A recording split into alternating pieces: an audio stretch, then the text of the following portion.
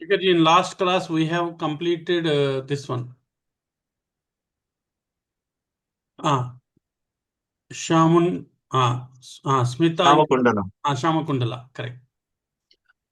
So next is Mathi, Chalekhni, Lekh, Mashi. Mashi cha Mashi, Lekhani. Mashi, Cha, Lekhni, Lekhya. Yeah. So the next set of namas, very interestingly, uh, are something connected with the art of writing. The next nama is Mashi. We all know Mashi is ink. So Devi is called as Mashi or the ink. Okay. Uh, What you said? Sorry, ink, huh? ink. Oh, okay, ink. Uh-huh. Yeah, because the next nama, if you see, it's Lekhani. Lekhani, It's a pen. Okay. So the next set of namas are interesting, which records in the Sahasranama the divine origins of the art of writing itself. See, normally we have this understanding that the art of writing developed much later. Yeah. Originally, it was only oral, sort of. So I think it is important for us to clearly understand the the difference between what we mean by oral traditions and what it means uh, about the existence about the art of writing, right? I will just give you one small example. Normally we all know that the Ramayana, when it was composed, and it was first when Ramayana was staged for the public or performed for the public, it was both oral. Hmm. Like Maharshi Valmiki composes and he teaches Lava and Kusha. Lava and Kusha memorize the entire Ramayana corpus. And when Sri Rama performs the Ashwamedha Yajna, during that occasion, both Lava and Kusha visit Ayodhya. And in the evenings, the Ramayana composed by Maharshi Valmiki is sung by Lava and Kusha for the understanding of the public. So this is recorded within the text itself. This is not some external speculation. And Mahabharata, which we know is a later Itihasa, was written by Sri Ganesha as Sri Vedavyasa dictated it. Now, this is normally used by a section of scholars to show that the art of writing is something of a much later origin. In the Ramayana, the period of Ramayana, the art of writing was not known. That is why it was only orally transmitted. And only around the Mahabharata time, the art of writing became popular. Right? Now, having these set of namas in the Sahasranama confirms one idea that the art of writing is as old as the oral tradition. This is I will not say assumption. This is for all those who believe in the absolute validity of the Tantragama as a valid source of knowledge, and for whom Sri Bhavani Sahasranama is not some composition of a later writer, but it is a divine revelation made by Shiva to Nandi in Kailasha, as described. So if we hold on to that, then we will know that the art of writing is as old as creation itself. That is why Devi is called as, or Devi is referred to by these names, Mashi, Lekhani, Lekhya, etc.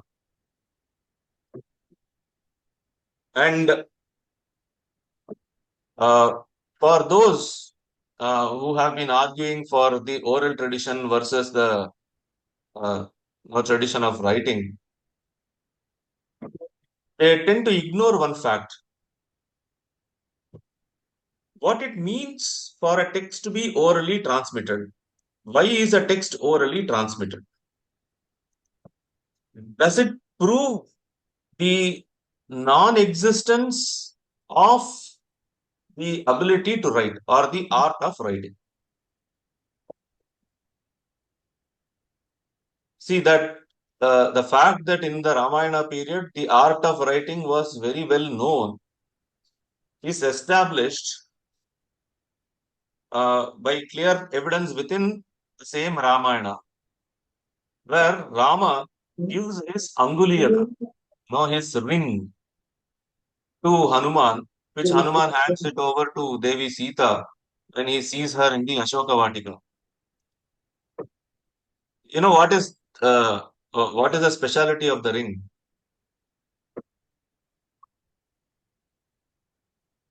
The ring carries the words Sri Rama engraved in it.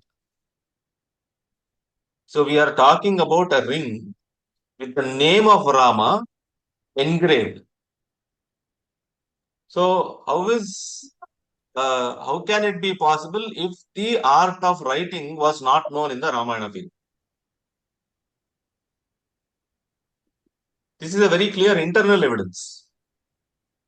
There are several other evidences, but this is a very clear evidence. Most of us would have done or listened to Sundarakanda Parayana at least once. Correct. We must have heard this so many times. Yet, we are fooled by such opinions of half-baked scholars. So, what is the oral tradition? Oral tradition has its advantages in transmission of knowledge because they had perfected the art of transmission of oral knowledge without any deviation, without any mistakes, and to a large section of society.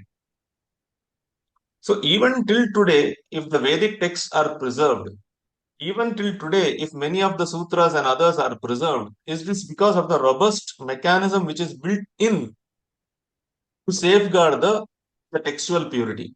But if you see, the writing always has or carries the risk of transmitting flaws because of the scribal errors.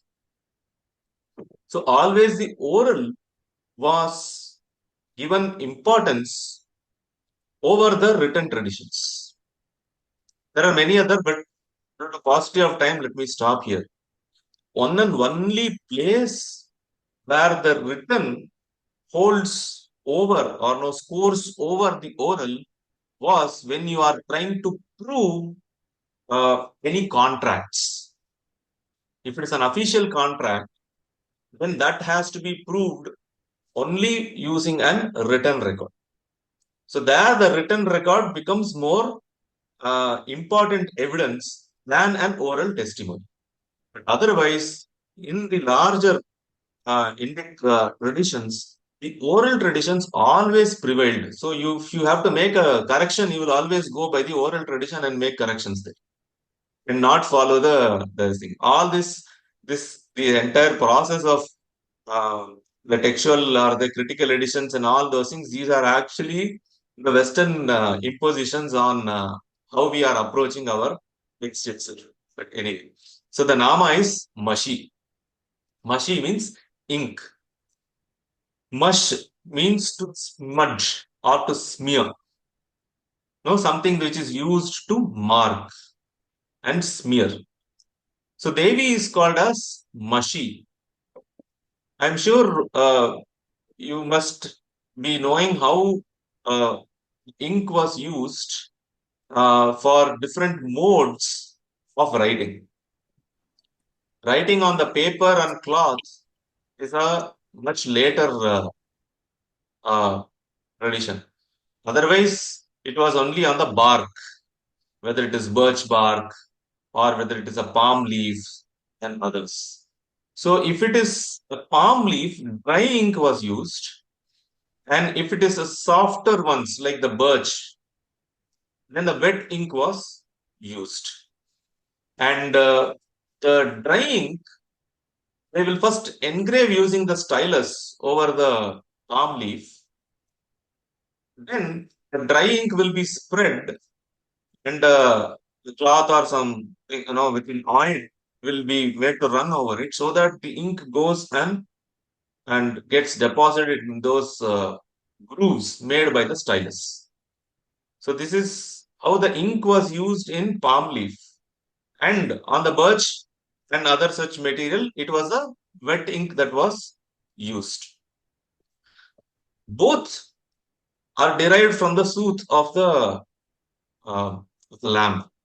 The mashi is derived from the soot prepared from burning the lamps, and they will collect uh, the soot, and then that will be used either in the dry form or in the wet form. So, coming specifically to this Nama, Devi is called as Mashi because she colors or she smears over a particular idea or an opinion, in this case, the engraving made on a palm leaf or anything like that. So, from the Adhyatma point of view, she is the Vikalpa itself. Okay, she is that Vikalpa which, so that is why in a paper or any material, if you are writing something, though there will be 90% blank space, we are able to, or we notice the written letters and not the blank space. Similarly, it is the Vikalpas which dominate the way that we understand the cognition and not the substratum. So we don't look into the substratum at all. It is only the Vikalpas that will attract our attention and help us carry out or be led by the pre-generated opinions. So she, in the form of Vikalpa, is referred by this particular Nama, Mashi. Otherwise, in the art of writing, she is the ink. The next Nama is Lekhani. Okay, it's the pen, the bamboo pen or whatever. So she is the Lekhani. The instrument, okay, for writing. Now, for the Vikalpas to be formed, you require instrument. All right. So, what is the instrument for the formation of the Vikalpa? Minutes. The instrument for the abstraction or the ideation of the Vikalpa is the basic contraction of the five powers of the Chit. It is because of this basic contraction of the five powers of the Chit that it assumes itself as a Purusha and gets entangled into the mesh of the opinions or the Vikalpas. So, this entanglement is ensured because of Sankocha. So, Devi herself is the Sankochatmaka Shakti. That is why when from viewing from the Shiva Bhava to the Pashu Bhava, she is the one who pushes a person from the macro understanding to a limited understanding. And when we look at from the Pashubhava and we aspire to reach the Shiva Bhava, she is the one who uplifts by removing these conditions, whether it is in the form of the Vikalpas or if it is in the form of the Sankocha, which causes the Vikalpa. So she is both. She acts both ways by uh, virtue of the four Shaktis which Acharya Kshemaraja mentions in the Pratyabhijna Hridaya. The four Shaktis, when they are understood, they cause moksha. When they are not understood, they cause the bandhan. Swashakti vyamohitata samsaritvam. That is the sutra. So the Lekhani represents her aspect of the Sankocha. Okay. Otherwise, Lekhani is a pen or an instrument for etching the ink. The next nama is Lekhya. Lekhya. Lekhya is the ability to be inscribed or written. Okay, the ability for something to be inscribed or written. Now, let's say we are the manuscript that is appearing on the screen. The scribe, he should have the ability to use the paper, the pen, and the ink to inscribe the letters to form the words or sentences, etc. So the ability for inscription is Lekhya. From the Adhyatma point of view, it is the Shakti of Devi which, by exercising its Swatantriya, contracts itself to be expressed as or to be led or to be entangled by the Vikalpas. So that ability or that autonomy, that agency, that Swatantriya Shakti is what is referred by the Nama Lekhya here. So Lekhya is the ability to write. Okay. Something otherwise Lekhya also, okay, this is from the scribe point of view. Lekhya can also mean I am writing about something, right? So whatever I am writing about, it should have the ability to be described. For example, if I am writing about a cow, the cow as an object should have the ability to be described. So it belongs to a genus, okay? It's a mammal.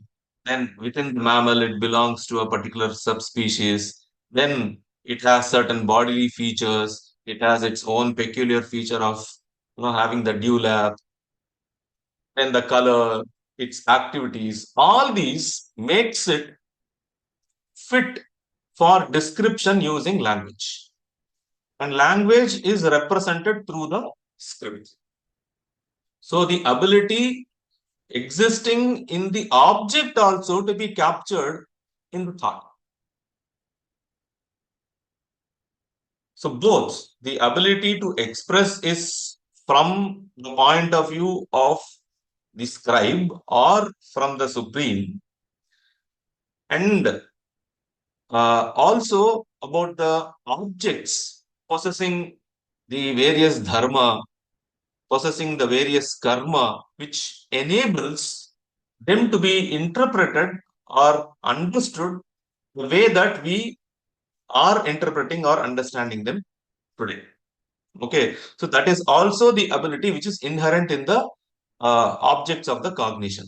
So that ability is also called as the nature.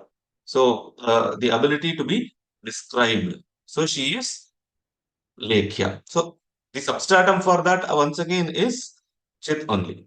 Right? The next Nama is Sulekha. Sulekha, uh, uh, good writing. Okay, the word Sulekha means a properly written document.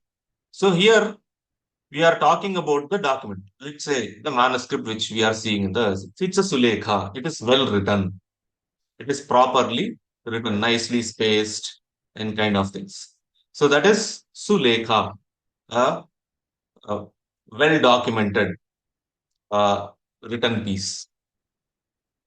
So starting from Mashi, Lekhani, Lekhya, Sulekha.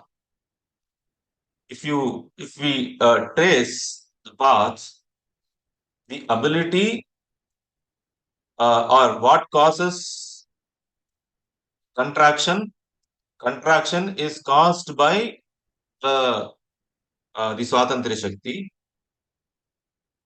That contraction results in the formation of the Vikalpa, and behind all this is the primordial desire to be manifested as many.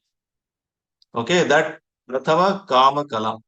Okay, that Prathama Spanda. That is behind this entire uh, creation process, which results in the creation and the experience of the creation as it is.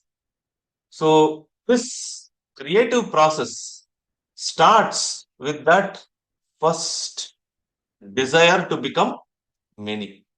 So, that desire to become many is something that can be equated to this beautiful or well written document or Sulekha.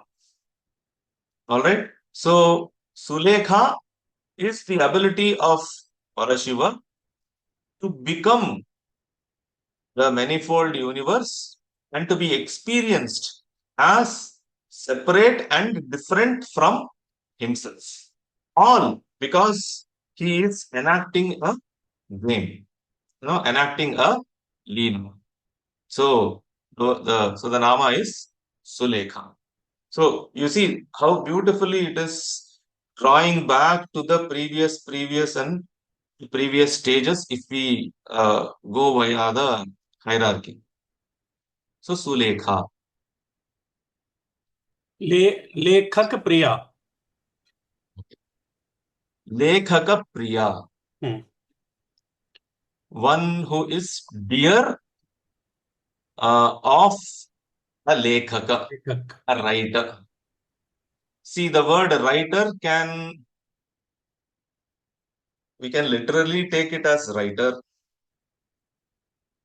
We can also take it figuratively to mean someone who is learned. See, the ability to write or literacy is an virtue. Okay, so the word lekhaka can mean someone who is virtuous. Lekhaka priya, one who is liked or one who is dear to a virtuous person. Okay, otherwise, lekhaka priya. Um, who is the author of the entire creation? I was trying to recall shloka from Stavachintamani. Mm, he describes that the entire authorship of this this painting called the world is scripted by Shiva himself. So Shiva is that painter, and we all know of the famous Pratibhigya Sutra, wherein he does the manifestation or he projects the manifestation on himself. Right? Svechaya Swabhittau. So he is the author of the entire creation. He is the Lekhaka Priya. And she being the Shakti, the ability for Vimarshana, is Lekhaka Priya, the one who is dear of the Lekhaka. Right? Otherwise, Lekhaka, a learned person, a virtuous person. So someone uh, who is who is liked or who is worshipped by the learned person. So Devi is worshipped by the learned people, and as a phala, or as a result of such a worship, she bestows the ability um, to uh, to study, the ability to write. All these are considered to be the divine blessings. That is why even now we have the tradition of starting the Akshara Abhyasa. Okay, different regions do it differently. In the south, normally it is done during the Vijayadashmi day. I think there is a practice of doing it on the Vasanta Panchami also.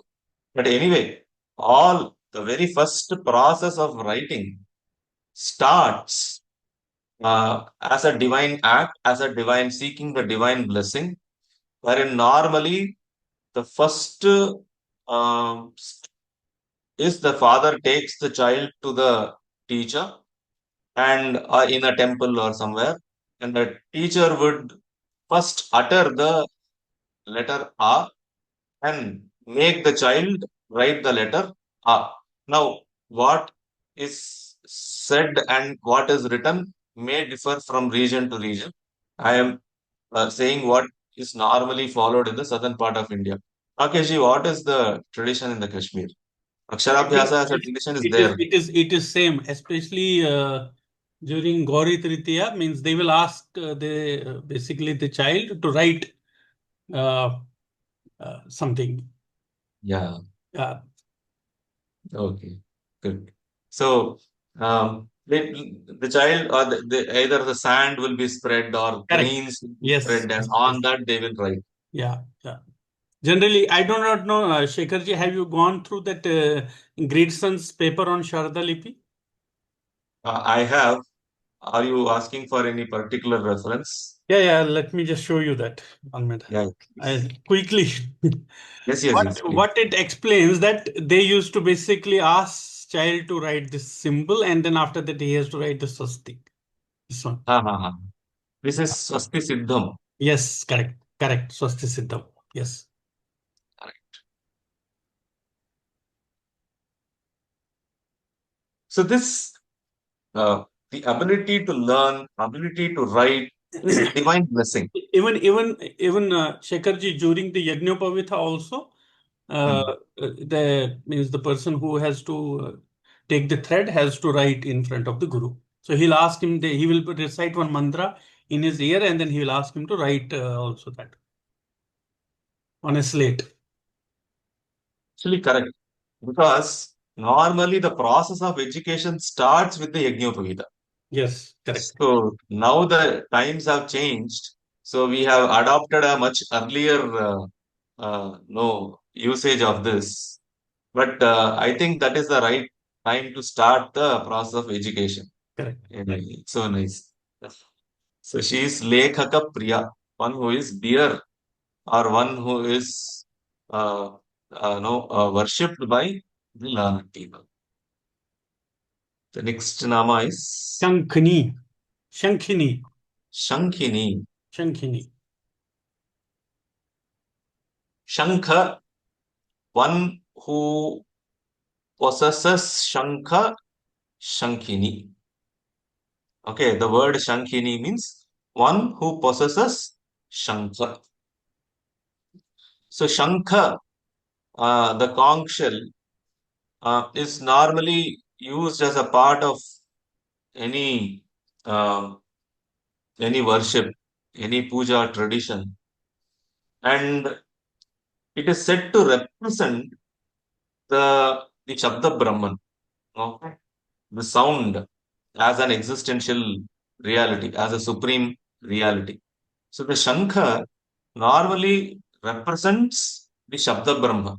That is why the Shankha in the hands of all the Devatas. See, all the weapons which the Devatas carry, they are symbolic. I'm not saying that the Devatas don't carry weapons. They carry the weapon, but the weapons have certain symbolism. We have seen some of the symbolisms earlier. So Shankha, the symbolism of the Shankha is that it is the Shabda aspect, the Shabda Brahma, the first creation. Okay, because the Shabda Srishti takes place even before any of the Artha Srishti can start. So Shankhini, one who has the Shankha, one who holds the Shankha in the hand, is representative of Devi as the, in her para aspect, who precedes the Pashyanti, Madhyama, and the Vaikhari forms, which are normally the ideations and the thoughts and the words and the languages described by the Shabda. But Shabda Brahma, the moment we say this, we are referring to it as the para level. So Shankhini is the para aspect of the Vak, which manifests as the Pashyanti, Madhyama, and the Vaikhari. That is why normally if you see the Dakshinavarti Shankha, see normally there are two types of Shankha, the Vamavarti Shankha and the Dakshinavarti Shankha. If it is having the clockwise or the anti-clockwise. Correct. If it is an anti-clockwise, it is the Vamavarti. If it is an clockwise, it is the Dakshinavarti. In the Dakshinavarti Shankha, you will see that the best Shankha, which used to be selected for the puja, etc., would be see, they will cut it. Okay, I'm not talking of, see, there are many types of Shankha, right? There is a Shankha which is used for blowing. Now, what is used for the blowing is meant exclusively for that. There are Shankha which will be used for worship. Okay, so as a part of the patra for the worship, it will be Abhisheka. used there for the Abhisheka and Correct. others. So whether it is the Shankha used for blowing or whether it is the Shankha which is used as a patra, the Uttama, the best variety, you will see that it will have three coils. Okay, it will have three coils. You will be able to see three coils of the Shankha. Okay, before the coil becomes internalized and merges inside. Correct. So that is the sign of a very good Shankha. Three coils in turning inside. Turning inside. Correct. And so internally it will go and it will merge. All right. Now, what is the significance of three and merging inside? There is a very beautiful significance there. Mm-hmm.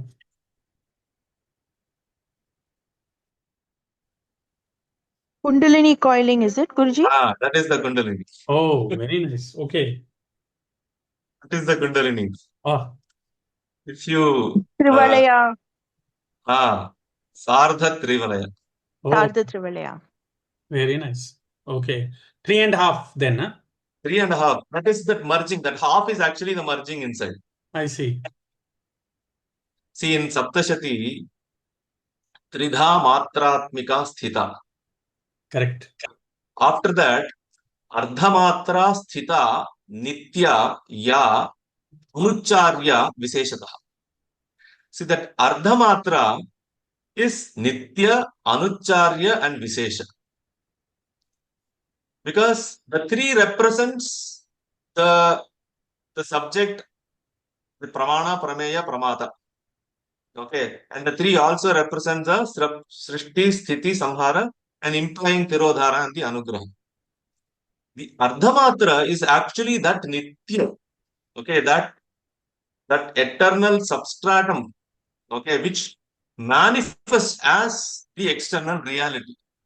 That is why it is Nitya. Anucharya means something you cannot speak about. Okay, so which is beyond the Vak and the Manas. So the Shuddha Chitta manifests as Pramata, Prameya, and the Pramana.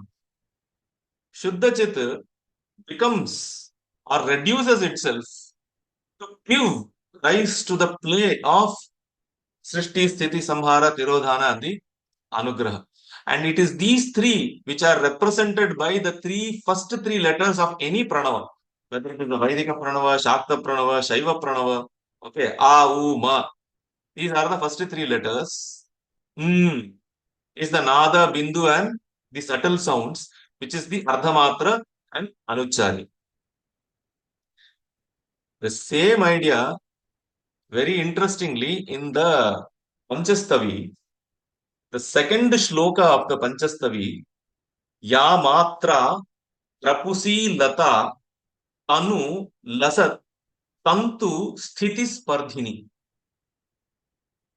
Raghubhattaraka compares Kundalini with Trapusi Lata Tantu Spardhini.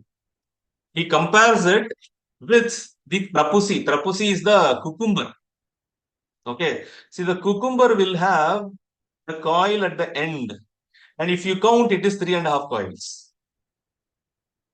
The tendrils that you find at the end of the cucumber creeper, it is called as Trapusi. Okay, so Trapusi Lata Tanu Spardhini. Sa Kundalini, it is Smrita. That is how the shloka will continue. So this 3.5. Okay, so Shankha also has the same 3.5 thing. So when we call Devi as Shankhini, one who possesses, we are talking about, or we are referring or calling her as the substratum of the entire prapancha, okay, which manifests as Pramata, Pramana, and the Prameya. So she is Shankhini. Shankha Hasta. Shankhini, Shankha Hasta. Shankha Hasta. One who holds the Shankha in her hands. And So the Avyakrita, no, the unmanifested reality is Shankhini. When she herself manifests as the Prapancha, she becomes Shankhahasta, holding the Shankha in the hand. So the unmanifest form as Para or the pure Chit is Shankhini. And when it becomes the Karya Prapancha, okay, the world as we experience, she is Shankha Hasta. So Shankha is seen as held by the hand. So the difference between the Shankha and the hand, okay, Shankha Hasta shows the external manifestation or the reality which is ascribed to the external objects in this Dvaita viewpoint of view. So the unmanifest form is she is Shankhini. In the manifested Prapancha, she appears as Shankha Hasta, bearing the Shankha in her hands. So, okay. Shankha Hasta. Next nama is Jalastha. Jalastha. Jalastha. One who is stationed in the Jala. One who lives in water. Okay. Now, who exists in water. Now, water is considered to be in the Vedic mantras, a lot of reference we will come across as the first creation. Okay, water is considered to be the first creation. See, let's understand, no, we are not talking about Jala as a Jala Tattva. Jala as a Tattva comes towards the end. We know how this thing comes. So what is it that is referred by the word Jala in the Vedic mantras when it is considered as the first creation. See, the word Narayana Correct. is used for Vishnu itself means one who resides in Resides water. in water. Correct.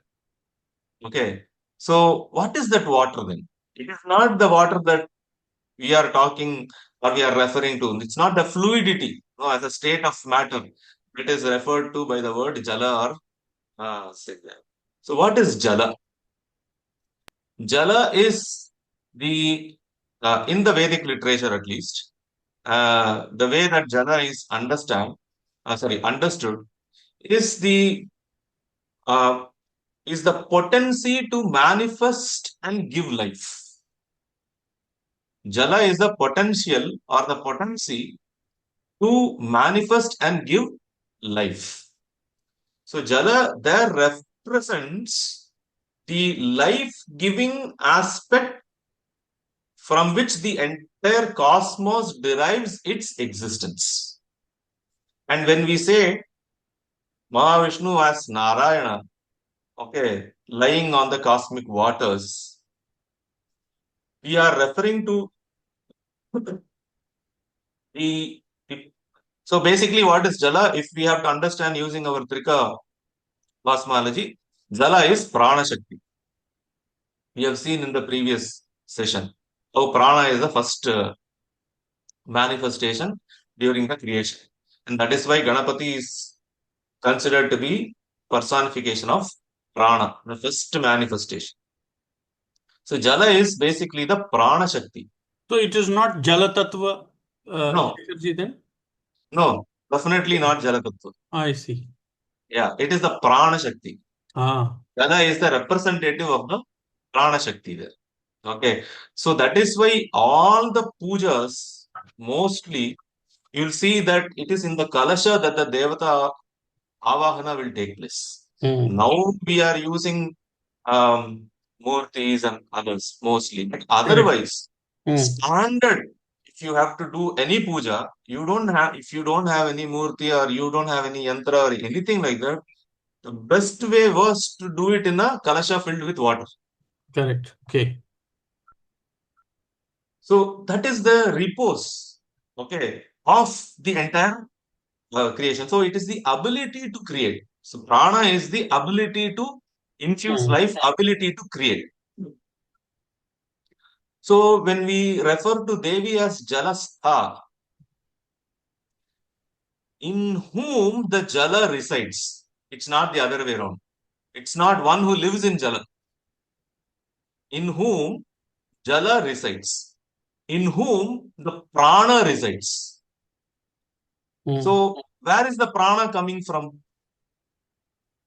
Prana manifests from Samvit. Correct. Prak, prana, Samvit, prane, parinata.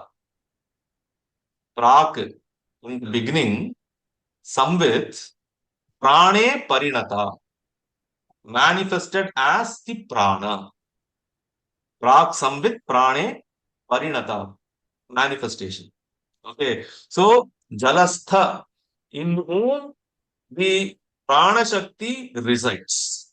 So one who is a substratum of the Prana Shakti. So she is Jalastha. Okay, not one who is living in the water, in whom the ability or the potency to manifest resides. So she is Jalastha. Otherwise, Jalastha, one who, okay, with the Pauranika stories, there are so many. As Mahalakshmi, she is Jalastha because she is living in, she sits on a lotus, on a milky ocean, whatever. So it is Jalastha, right? So Shekharji, one question. What is the root word of Jala then? I will check. I am not very sure. I am only trying to understand how it differentiates from the Jal Tattva and the Prana. Yes. Because if we understand it as the Jala Tattva, see, Jala Tattva is part of the Ashuddha. Okay? And Ashuddha Adva is after the contraction. Absolutely correct. Yes, you are right. So we are talking about pre-contraction stage. You are right. Correct. But anyway, I will check the etymology. I don't recall the etymology. The next Nama is Jala Devata. Jala Devata, one who shines. Div means to shine. From the dhatu div, we get the word Devata. So one who shines, okay, as water, one who shines in water, whatever. So the normally when we say Jala Devata or Vana Devata, okay, are the presiding deities or the presiding Shaktis. There are countless yoginis. Now, who are yoginis? As per the few the Tantragamas classify that the Devatas, they have several manifestations, no, as Shaktis. No, say for example, how the Vama becomes the Dikchari, Bhuchari, etc. Like that, the Yoginis are the uh, are the presiding Shaktis who protect various aspects of the creation.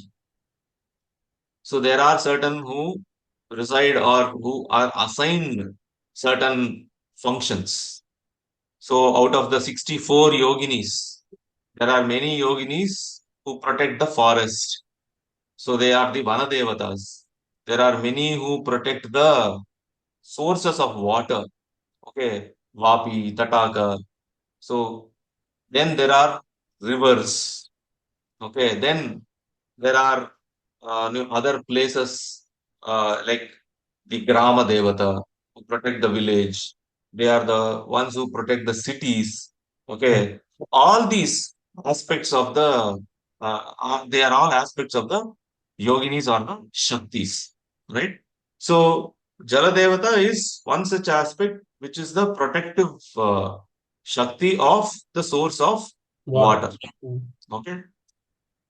Also, when we see the river or water source itself is personified as Devata.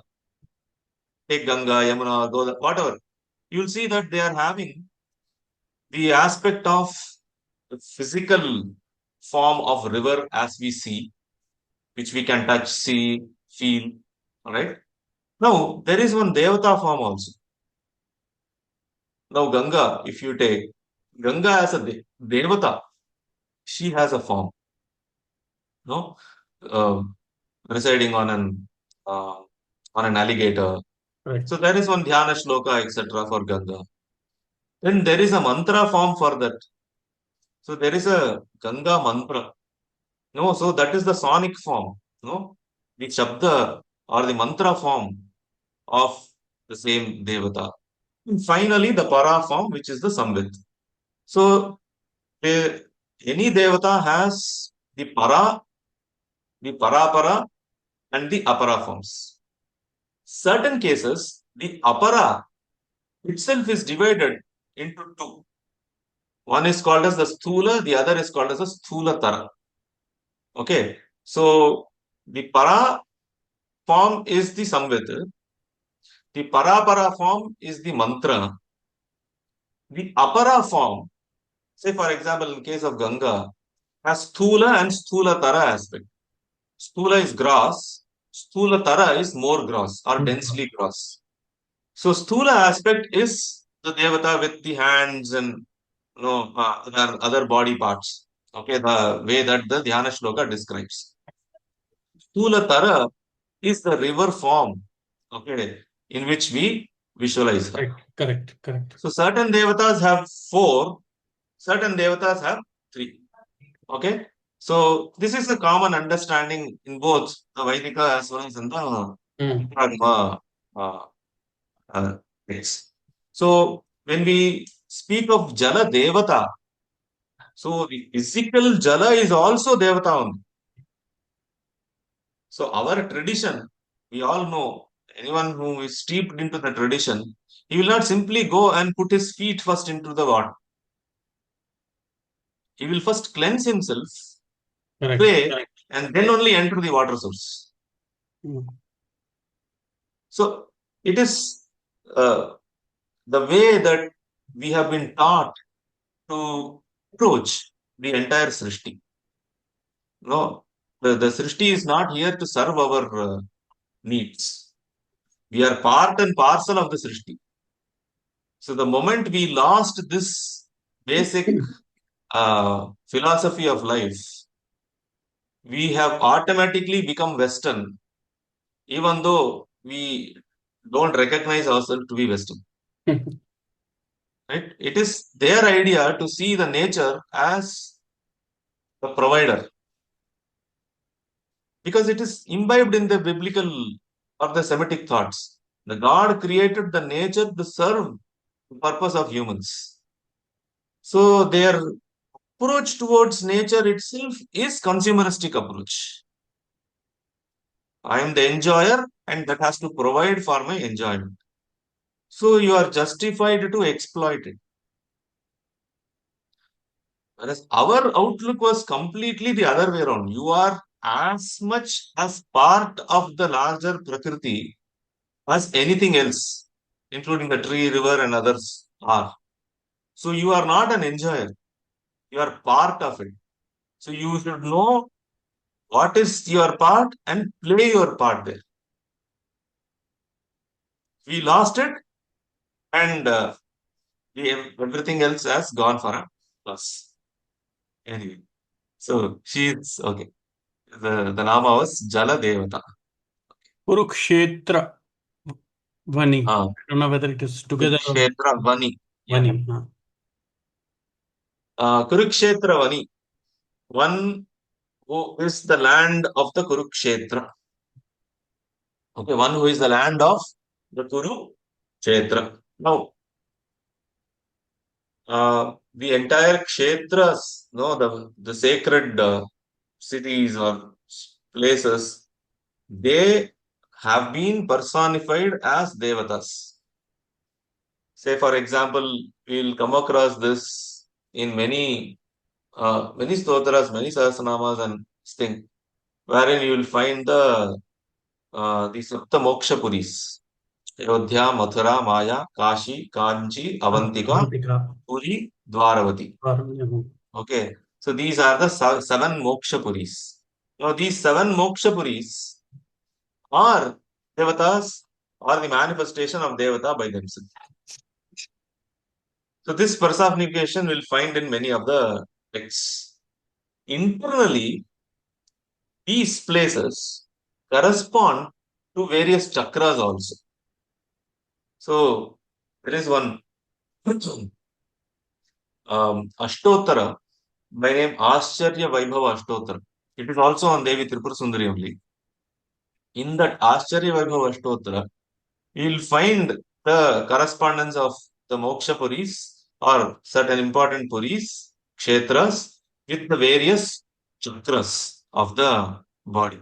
So, this tendency to treat the Tirtha Sthalas as Devata, okay, we find in several texts. So, when Devi is called as Kurukshetra Vani, the land of the Kurukshetra, from the physical point of view, Kurukshetra itself is Devata. Okay, it is divine in its form. Otherwise, what is Kurukshetra? Kurukshetra is Dharma Kshetra. That is how the Bhagavad Gita itself begins. I know the Kashmir tradition has a different reading, not the Dharma Kshetra, Kurukshetra. Okay, but Kurukshetra is normally understood as the field of or the field where the dharma and adharma play out or enact their roles. So, special emphasis or mention of the word Vani. Vani is basically land. Land. Okay. Is to show that the entire play of dharma and adharma, okay, is the result of the karmika mala.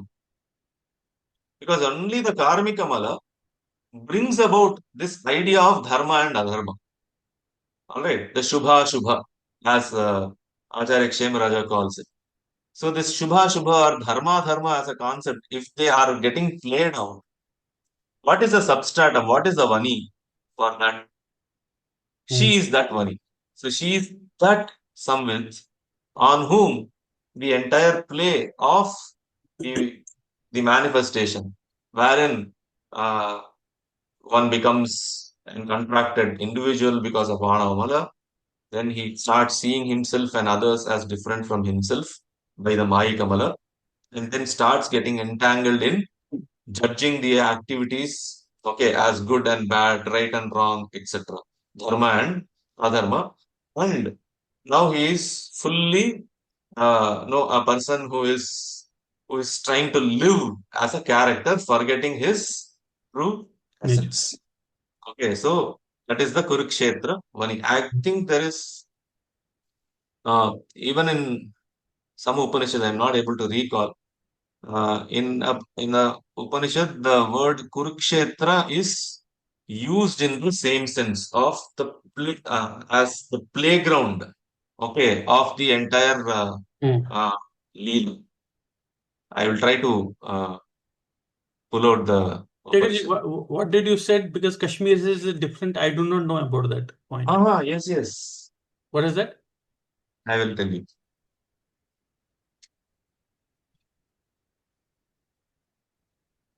Normally, the tradition, if you take any Bhagavad Gita, Dharmakshetre, Kurukshetre, Samaveta, Yuyutsavaha. Correct. Okay, Mamaka, Kauravasya. So here in the Kashmir tradition, as commented by Acharya Abhinav Gupta, it is Dharmakshetre, Kurukshetre, Sarva Kshatra Samagame. Oh, I see. Okay. So there is a difference in the very first shloka itself. Oh, okay. I did not know that. Okay. Yeah. Something new for me. Oh. Number of shloka also differs in the Kashmir tradition. Oh. It's not the same. Oh. Yeah, yeah. Okay. Is it by Swami Abhinav Gupta ji? Abhinav Gupta's commentary. Yeah, Acharya Abhinav Gupta's Gupta's commentary. Okay, okay. Yes, yes. Yeah, this is first time I'm hearing. Yes, thank you. Yes, yes.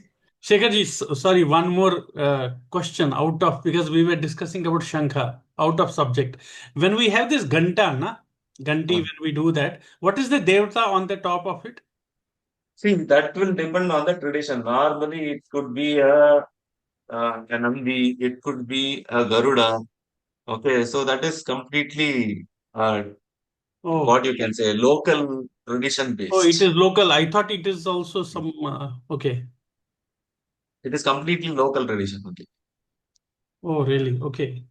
But generally, all these Kashmir, we don't get it. We'll always get it from outside only, Haridwar or anywhere, right? Then how it will become local? I don't know. So, see, I'll tell you one thing. Normally, that the Devata on the top of the Ganta is done for simplification. Say, for example, I'm doing a Shiva Puja, right? At the end of my Shiva Puja, I have to perform what is called as a Bali. Correct. Okay. For the recipient of the Bali in a Shiva Puja is Shiva Ganas. Right. And the Shiva Ganas are led by Nandi. Correct. Okay. So the mantra, the Bali mantra of Shiva Puja itself is Nandi Bhringi Ritadaya. All the Ganas led by Nandi, Bhringi, Rita, etc. Okay. For them, I offer this Bali. So the habit of having the Nandi was because it is actually cutting your necessity of having one more Murta in your puja. Okay. So we will not have a separate Vrisha. I got it. Yeah, understood. Okay. Similarly, in the Vaishnava tradition, okay, they have the Vishwaksena, Garuda, etc. Okay. So there they have to offer the Bali. So they will offer it here. I see. For convenience. Simplification. Yeah. Otherwise, there is no necessity that the bell should have any Devata on the top. Okay. Okay, maybe Shekhar-ji, we'll stop here. Yes. Yeah, we'll stop here. Thank you. Yes. Next 2 weeks, I will not be there, so we will do in the end of October then. Sure. Okay. Okay. Namaste. Namaste. Thank you. Thank you, Shekhar ji. Thank you. Dhanyavad. Thank you.